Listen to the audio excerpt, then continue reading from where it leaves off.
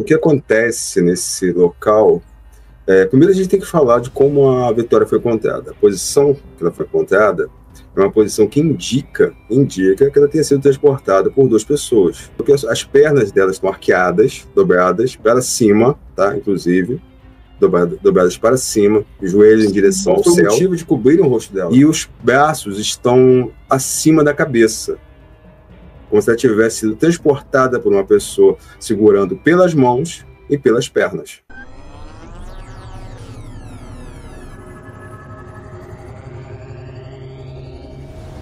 E não foi constatado abusos, né? E essa também era uma questão que gerava dúvidas, até porque ela foi encontrada sem roupas, mas, de acordo com o laudo da autópsia, não foram detectados sinais de abusos.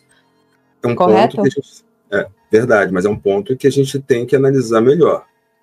Tá? É um ponto pacífico que nem toda a pessoa que sofre abuso ela apresenta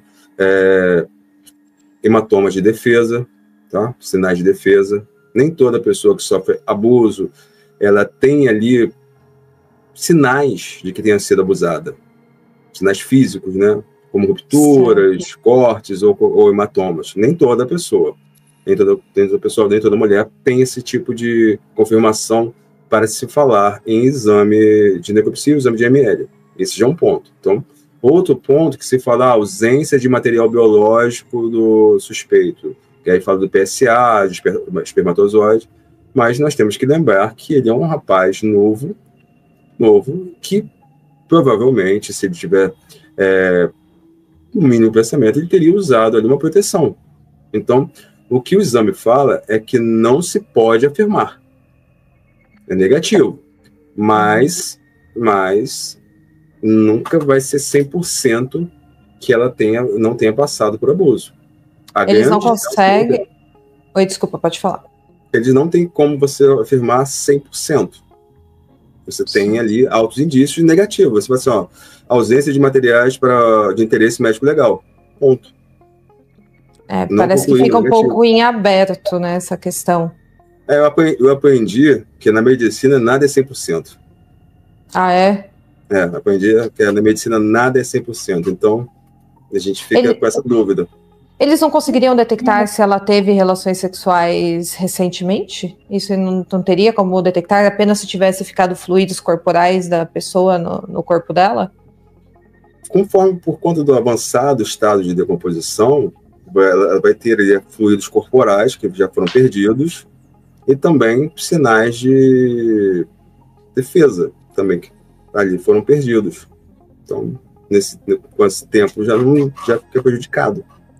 Agora, quanto ao lugar que ela foi encontrada, eu vi algumas matérias falando sobre ser uma mata fechada, que se fosse apenas uma pessoa para carregar o corpo dela, teria muita dificuldade para chegar até lá, e até por isso reforçaria a teoria de que existe mais de uma pessoa envolvida neste crime. Você tem informações sobre esse local, essa floresta onde ela foi encontrada, essa área de mata? Olha, Giovana, o que acontece nesse local... primeiro a gente tem que falar de como a Vitória foi encontrada. A posição que ela foi encontrada é uma posição que indica que ela tenha sido transportada por duas pessoas. Tá? Por quê? Ela tem ali, depois do processo, ela tem a sua rigidez, né, do processo cadavérico, a rigidez ali, e a posição que ela está, ela sugere que ela tenha sido carregada por duas pessoas, porque as pernas dela estão arqueadas, dobradas para cima, tá? Inclusive, dobradas para cima, joelhos em direção ao céu, e os braços estão acima da cabeça, como se ela tivesse sido transportada por uma pessoa segurando pelas mãos e pelas pernas. Certo. Um outro ponto que nós temos que pensar é que o local é realmente difícil acesso. Foi à noite, pouca iluminação. Ele entra por volta de 25 a 30 metros da cerca. Ele tem que passar por pontos ali bem complicados, mata bem cerrada, árvores caídas. Ele não é uma pessoa forte, ele deve ter por volta de uns 70 ou 75, no máximo 70 quilos. A Vitória não é uma mulher pequena, ela não é uma adolescente pequena, ela tem 1,65 m, ela tem por volta de 60 quilos. Igual eu tenho exatamente esse peso, essa medida. Então, você vê que ela não é uma mulher pequena. Não, é. E você, atrelado a isso, ela é um corpo sem vida, que é muito mais difícil de você manusear. Então, isso pode falar que ele teve ajuda. Eu acredito que ele tenha tido ajuda, mas somente a investigação pode aprofundar nisso. Sim, agora quanto à confissão dele, que ela não bate de fato, né? Até com os fatos descobertos até o momento. Mas uma coisa que eu estava pensando aqui sobre esse caso, o Michael teve algum momento que talvez ele não tenha participado do crime e por isso ele não sabia explicar exatamente o que havia ocorrido, ou de fato ele queria que soubessem que ele estava mentindo? Porque se ele participou do crime, já que ele é o principal suspeito hoje, inclusive está preso, por que ele não conseguiu contar o que de fato aconteceu? Por que ele mentiu em sua confissão? Não sei se você consegue falar assim sobre isso, porque isso é uma coisa que me gera dúvida, porque se a gente comparar com o Guilherme de Pádua, né, com a confissão do Guilherme de Pádua, o Guilherme de Pádua fala mentira na confissão dele de propósito, para que saibam que ele está mentindo e para que assim descubram que a mulher dele está envolvida. Por que Michael, se de fato ele participou desse crime, por que ele mentiu? Ou talvez ele não tenha participado do crime no momento, durante todo o momento, do início ao fim. Interessante a pergunta. A gente tem que fazer um exercício de pensamento, né, Giovanna? O primeiro ponto é, Michael é um partícipe, é o executor, ou ele somente ficou sabendo? Por toda a investigação, ele é no mínimo um partícipe. No mínimo. Exato. Porque é o carro dele que está lá, é o carro dele que encontrado o fluido da Vitória. Então, ele está participando do crime.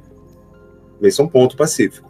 Agora, com relação às mentiras dele, ele fala que teve envolvimento com a Vitória, que teria ficado com ela uma vez há 1 ano e meio atrás. Isso pode ser verdade? Pode. Uma vez há 1 ano e meio atrás, uma festa em algum local assim, que se encontraram, ficaram, pode ter acontecido. Estou dizendo que é verdade? Não. Ele pode, há 1 ano e meio atrás, ter visto a Vitória e ter criado na sua mente esse relacionamento? Pode.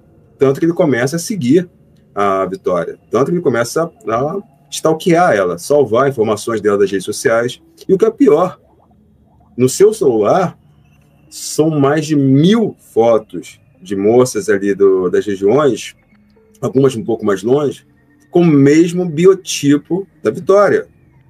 São mais de 60 meninas.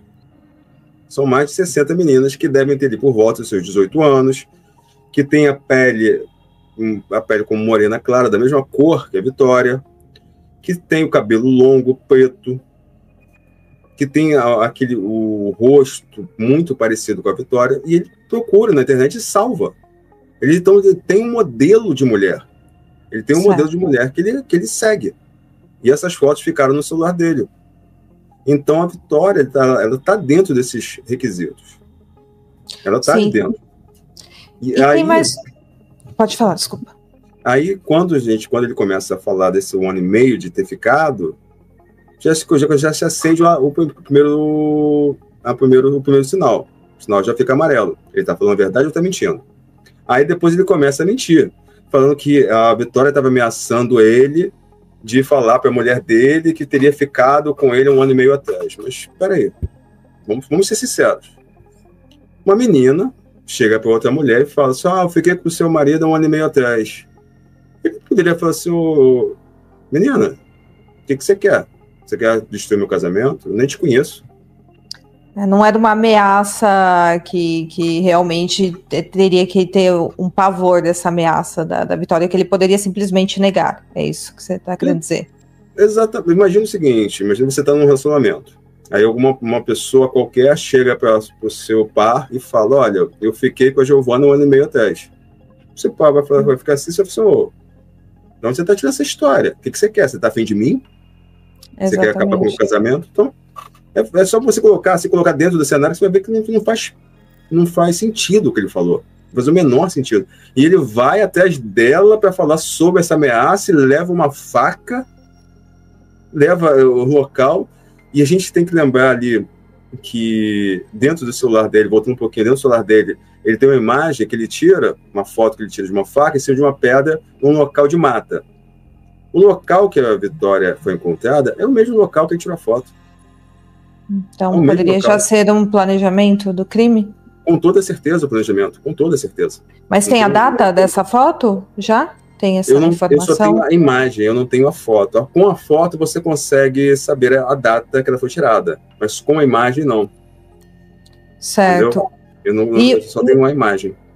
E foi falado também sobre algumas mensagens que supostamente teriam sido encontradas no celular do Michael, de ele avisando alguém que o carro dele teria sido filmado à 1 da manhã e às 4 da manhã. Essa informação se confirma? Você sabe me dizer? Olha, dentro do inquérito que eu tenho acesso, dentro das partes que eu tenho acesso, não se confirma. Tá? Agora, é um ponto que todas as pessoas têm que entender. O delegado, ao fazer qualquer inquérito, ele faz um esqueleto do inquérito policial, apenas para apresentar aos outros advogados que vão fazer a defesa dos envolvidos e ao Ministério Público, e somente quando muito, muito próximo à finalização do inquérito, ele coloca todas as provas. Então tem provas que... Certo. Tem provas que ainda não constam no inquérito e por isso que às vezes a gente nem tem acesso, é isso? Muitas mesmo. Eu acredito que 90% das provas estão na gaveta do delegado. Certo. E então, em um primeiro momento, pode existir essa prova, mas ainda não temos essa confirmação, porque isso foi veiculado em grande massa, mas não houve a confirmação. Exatamente. E teve muitos pontos também que foram vinculados na mídia tradicional que até agora não se traduziram em verdade. Muitos. Por exemplo, o delegado falou dos 2 dias de cativeiro. Nada disso, muitos pontos. Então, essa informação do cativeiro, também do pai da Vitória ter sido colocado como um suspeito, que foi veiculado em grande massa, de onde que saíram, de onde que partiram essas informações? Estavam saindo de dentro da delegacia, na sua visão? Você tem essa informação? Porque de algum lugar ela saiu, alguém alegou isso. Agora a questão é por que isso vazou de fato de dentro de uma delegacia?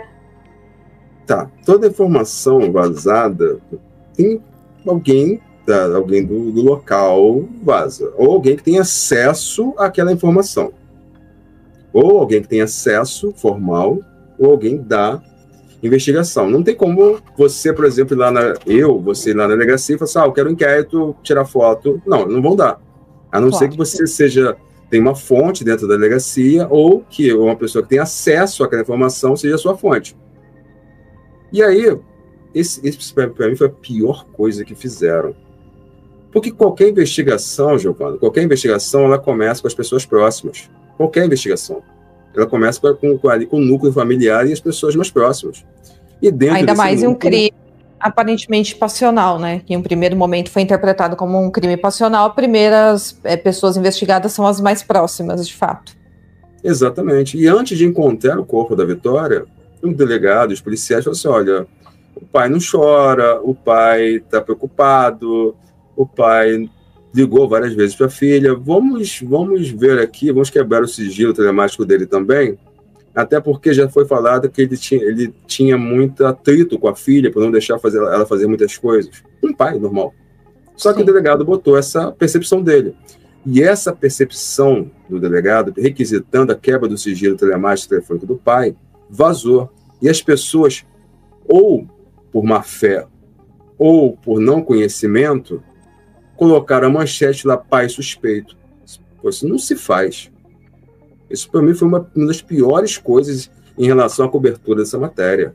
Foi uma das piores. Você tem uma pessoa ali enlutada pelo seu segundo filho perdido, e daqui a pouco você abre as páginas principais de todos os jornais, está lá, suspeito é o pai. Que isso? E essa informação, ela inclusive chegou até o Cabrini, em das matérias que ele lançou ali no Domingo Espetacular, ele mesmo fala na frente do pai da Vitória, você foi colocado como suspeito, como você está diante disso? E o advogado dele responde, estou indo agora na delegacia verificar o que está acontecendo, e etc. Então você vê que é uma informação que aparentemente partiu de alguma fonte oficial. Porque se até o Cabrini, grandes emissoras tiveram acesso a essa informação e veicularam em grande massa, e isso aconteceu não só com a informação do pai da Vitória estar sendo supostamente investigado, mas várias outras informações que eram faladas em seguida negadas. Eu acho que esse caso ele vai ficar marcado não só pelo horror dele, mas também por essas informações o tempo todo inconsistentes lançadas na mídia, uma investigação que foi feita em tempo real, com a mídia acompanhando em tempo real. Exato. Esse ponto que mais me choca. Eu nunca vi na minha vida, eu não estou falando aqui no YouTube de apresentação, não, eu nunca vi na minha vida uma investigação, uma perícia técnica ser colocada em reality show. E o cidadão lá, o dono do carro, ter sua prisão requisitada por conta de um cenário de imprensa. O Daniel, ele vai ter seu pedido de prisão temporária por conta do que a imprensa coloca de informação, não por prova.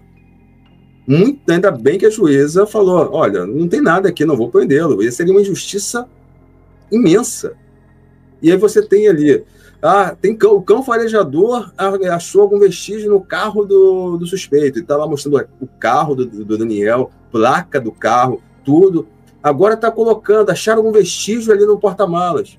Não é verdade, está fazendo tudo ali ao vivo. Aquilo ali foi bizarro. Sem isolar a área, porque vamos pensar, se de fato fosse a cena de um crime aquele carro, a câmera quase enfiada dentro do carro.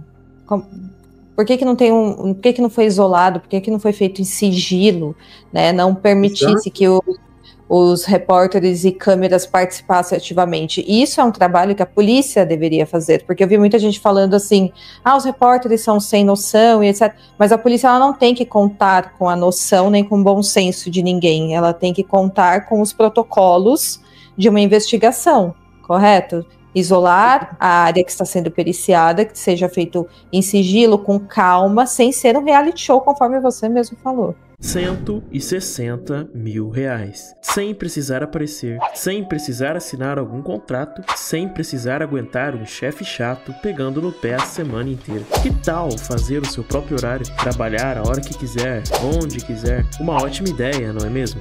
Pois é, hoje essa será a oportunidade para você ter tudo isso.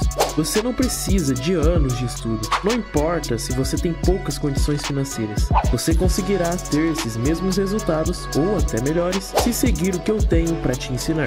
Clique no link abaixo que estarei te esperando na apresentação especial que preparei para você. Corre, ela ficará privada daqui a algumas horas.